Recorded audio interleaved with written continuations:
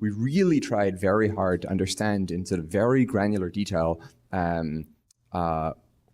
what exactly it was that people were doing, where they were tripping up and so on. So just to give you some examples, we had a chat room for sort of providing support when people were integrating Stripe.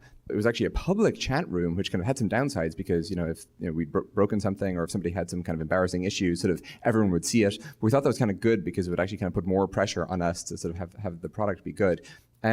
We had literally every time, sort of for the first, call it 10 users of Stripe, every time somebody sent an API request to Stripe, it sent an email to us. So we were like looking at every single API request. And if we saw users do something weird, we're like, well, why did they do that, right? Or kind of where were our docs confusing or whatever. We did things like every time anyone ever hit an error, that generated like a high priority email to us. And so we would sort of try to immediately go solve it. And that also kind of generated sort of, I think, this pleasant kind of user experience where, it's frustrating when you hit an error in some service, but we could then often sort of 15 minutes later reach out to them and say, hey, we saw that you have encountered this problem. It's all fixed now. These are all kind of examples, I would say, of the sort of general pattern of sort of really trying to be kind of hyper attentive to all the micro details of sort of what people were doing with the product and kind of iterating rapidly in response to it.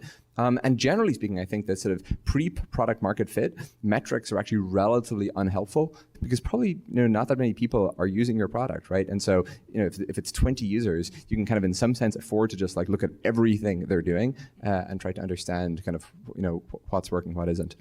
And actually, on this point, we had a thing at the bottom of every web page. We had a little sort of text box, but we had placeholder text in it to sort of try to prime people to tell us things. Most of the prompts were negative.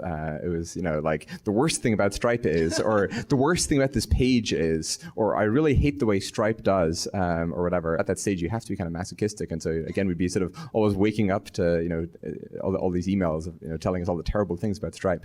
But that was, sort of a helpful to-do list for the day ahead.